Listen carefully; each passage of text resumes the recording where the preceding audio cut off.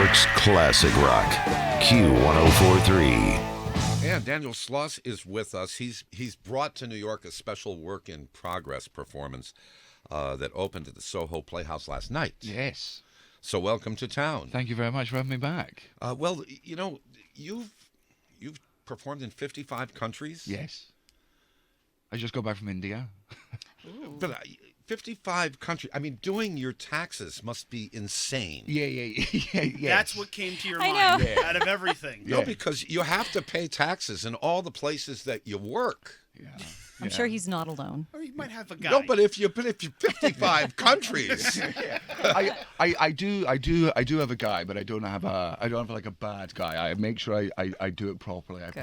I've always said, I pay more tax in this country than your president. I'm sure you do. Good one. I'm sure you do. And of course you are Scottish. Yes. And Long suffering. and I know this is difficult for you because we're on, a live radio station. Yes. And you can't swear. It was the first thing I asked you outside. Get that dump button ready. But the Scots swear better and more enthusiastically in everyday language than any people on this earth. Well, I take that as a high compliment, especially from. I mean it in a good, in a hilariously funny way. I mean, I feel bad. I have to hold you back from. But I would say New Yorkers are the same. I mean, you guys swear. It just sounds better coming pretty from you. good.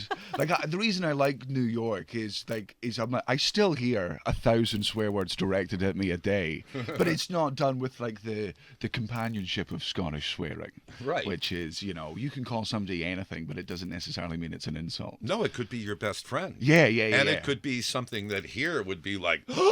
Yeah. F off means congratulations. Like when both times we told our families that my wife was expecting, we were just told to F off by our grandparents. And that was them. Yeah, that was them being like, "We're so happy for you." We're like, "Doesn't sound like it, but thanks." Okay, now among the gazillion television shows that you've been on, Yes. not counting your own specials, Mm-hmm. you've been on Sunday Night at the Palladium. Yes. Now, Sunday Night at the Palladium would be kind of like our old Ed Sullivan show, which was on in the United States in the 50s, 60s, and 70s on Sunday nights. It's not on anymore. Well, Ed's gone, but I mean, we don't have any equivalent show like that.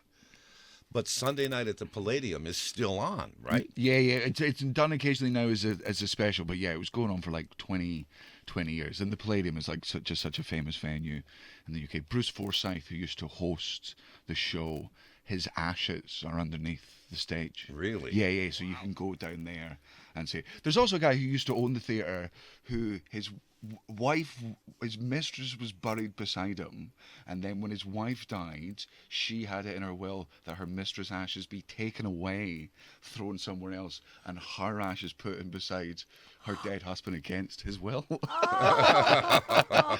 There's drama even in the theatre long after they're passed. Yeah, but on television in the UK, there's still variety. Yes. There's still variety shows, which really is kind of a lost Yeah. thing. I think the closest you kind of get now is, I guess, America's Got Talent, but that's a very, I would say, much lower brow version. Yeah, and that's a competition. Yeah. And sometimes we find out that America doesn't have talent. Sometimes that's the conclusion. Absolutely. And also a successful author. Arguably, depends how loose you're going to be with the word successful, but yes. It means the book sold and made some money. It did. Okay, on a technicality, we're in. That's a successful author.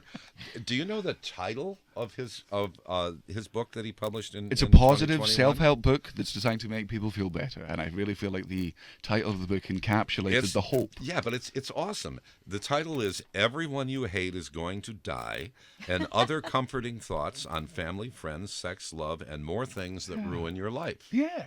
What better Love news? it. How did that fit on a cover? Yeah. We had to cram it in. Well, there's a subtitle. Yeah. There's a a parenthesis. semicolon thing and a subtitle. Yeah, I don't know if anyone has the same sort of attitudes that I do, but sometimes, look, obviously most death is sad, but sometimes somebody dies where just personally, privately, in your own home, you're like, That was a good one. That was. Look, I might pop an unrelated bottle of champagne this evening. As you should. So, a work in progress. Does Yes. that mean that tonight's performance is going to be different than last night's performance was? Yes, because of the subject matter of the show that I'm doing. Which is adult, by the way. Yeah, Lots very of swear adult. words. Lots of swearing.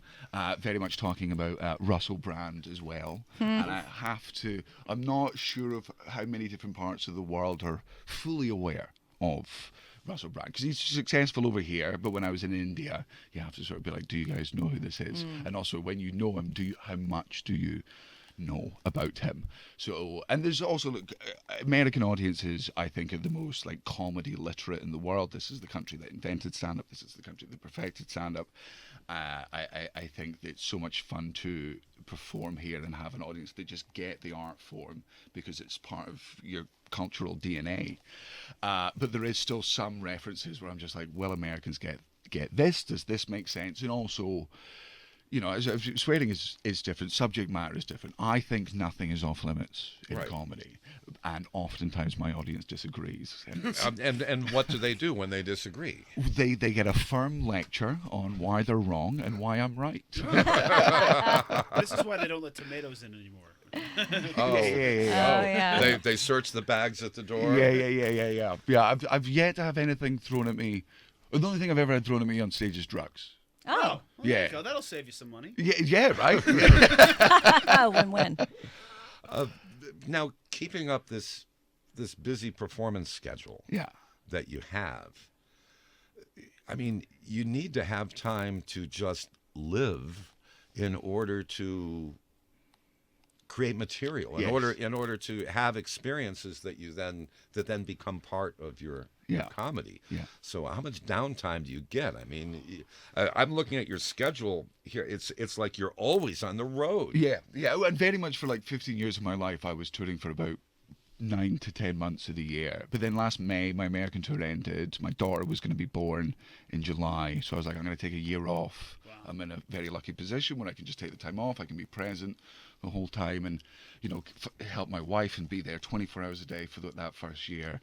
And after 7 months of me being home 24 hours a day, my wife was like, I love you. But get out. But you yeah. Go back on tour. She was like, you have to go back to work. And I'm like, are we running out of money? She was like, just patience. I just, you know, yeah. I think her exact words to me were like, she was like, you're a lot like Christmas. Like the excitement and the anticipation of you coming is often a lot better than the reality of you. Oh, wow. You know, yeah. The month of December is better than Christmas Day if we're talking about Christmas. Well, friends. Daniel Sloss is with us now. On your cap that you're wearing right now, Yes. it's on the road again. Yes. And Willie Nelson, not personally, but did give me this hat. He No did? way. Yeah, Willie had this really weird charity that he set up that we found about when we were on our last tour, which is he sponsored like 100 venues around America, and anyone performing on any of those stages for the year was given this hat, was given like a laundry bag, and was given a envelope of cash to contribute to on the road costs like tour bus. I mean, it's Willie Nelson, so you're like, this is I know this is for marijuana. Like you can say it's for laundry. I'm very aware what Willie wants me to spend this money on. I'm not an idiot. And it was just one of the coolest things in my life was getting to go home and say to my dad, he's like, where did you get this hat? And I was like, Willie Nelson gave it to me with an envelope filled with cash. I was on Willie's bus. Yeah? Oh. Yes. Oh, man. Wait a minute. I was on When Willie was this? Nelson's Learn bus. something every day. In 1991, I was on Willie's bus. It was the really weirdest thing And you've only just sobered up, I imagine. because his band, they were staying at the Vanderbilt Hotel in Nashville. Yeah. And so I went to the Vanderbilt Hotel in Nashville to meet Willie Nelson. I had an appointment to meet Willie Nelson. And I walked up to the front desk. And I said, I'm here to see Willie Nelson. And the person behind the front desk said, out in the parking lot. So his band and crew were staying in the hotel. He was staying in the bus, which was parked in the parking lot. Great. It's a smoke-free Oh facility. my God. So you're right. When the door opened up, clouds of smoke came out. And I sat there and had a wonderful time with him. What a great American artist. What a great treasure. Yeah, yeah, and also just like what I love what he's just. I didn't know he's not retired, but to just become so rich that you're just like, I'm gonna buy every marijuana farm in the United States of America, and then with all the extra money, I'm just gonna give it to touring artists. Love him. love it. What a genuine rock and roll hero. What a gem. It's 8:17 here at Q104.3. We're with Daniel Sloss, and we'll be right back. Daniel Sloss, that's SLOSS.com, is where you can find out all the information as to what this incredible talent is doing. I was just, we were during the commercial break, we were just talking. I mean, he just wrapped a worldwide tour. Yeah. He was at one time a 17-year-old stand-up. Yeah. And I asked him, I said, did that 17-year-old boy have any idea that someday he'd tour the world, have Netflix specials and a hit book? I mean, it's just amazing. Yeah, I've now been doing this for more than half my life. I'm doing it for about 18, 19 years. And very much, I think my goal for myself by the time I was 40 was to just still be doing it. Like, very few comedians have ever, especially UK ones, have ever like cracked it in America, which was always like a goal of mine. I never thought I would achieve it until I was about 40 or 50, and even then I just wanted to be playing the clubs and stuff. So, to get to play places like the Beacon and the fucking... no! We were so close. We were so close. It was good. I hit the dump button. We got it. That's why it. we have the We dump got it. button. We Sorry, got it. slipped. You got me too casual. I got you too You got me excited. too I got comfortable. you You got too me too excited comfortable. because You you made were- me feel like I was at Yeah, home. you're comfortable Because with you were us. talking about the Beacon Theater. And Yeah, going out there on that and the stage. Wilbur, and also I was talking about a Boston venue, so it was obviously the Boston, another great city for swearing. I feel like Absolutely. I feel like what I called the Wilbur is actually what it's more frequently called in Boston in my defense. Yep, I lived there, It's not so just yes, called the you're correct. Wilbur. You opened at the Soho Playhouse last night, and you're there through November 7th Yeah. with your work in progress. Yes, putting the final touches on the show before we take on another worldwide tour. Meanwhile, we've noticed that some performances are already sold out, Yes. which Right. means that if people want to go and enjoy... They have to hurry. Yeah. Mm-hmm. They've If you got- want to hear me swearing without it being bleeped out, Yes. and Now's your almost chance, but costing people act their fast. jobs, then yeah. Okay. I mean, it's- you woke up Jim Kerr. we're towards the end of the show, and that's when we're starting to go downhill. He's wide awake right now. It's that was the first time I've seen the dump button in action. That was very exciting. Popped up. Well, it's right there, and what does it say Future right there on reference, the yeah. button? What does it say? Dump. Yeah. It says dump. Yeah. It's the first time I saw you blowing the dust off it for the first time in like 5 years. I feel special. And any shameless plugs for anything that you've got going on in the future and that you want to... No, look, I would always say, look, most comedians would say, please come and see me live. I would say, don't take the gamble. You either love me or hate me. I would watch my stuff on like Netflix or on YouTube first, get a vibe from me before coming to listen to me talk for 75 minutes, in which nothing's off limits. I swear like a trucker. And And that rhymes. So, Otherwise, Sounded so nice on the radio. Let's just go out and see him tonight. yeah. If I seem friendly and kind, it's only because I'm in good company. when well, I'm you by could get myself. more drugs thrown at you. Yeah, if you yeah, don't yeah. give them that Oh warning. yeah. If you want to come and throw drugs at me, please come any night. okay. It's now through November 7th at the Soho Playhouse, which is a very intimate Yeah. venue. Great place. And it's called Work in Progress, and you can be a part of it. It's an off-Broadway Yeah. performance, and you can get all the info, and I guess tickets too at danielsloss.com. That's exactly it. Okay, danielsloss.com. He's on the road again, and thank you for spending time with us Oh man, thank you as always for having me in. here at Q104.3. New York's classic rock, Q1043.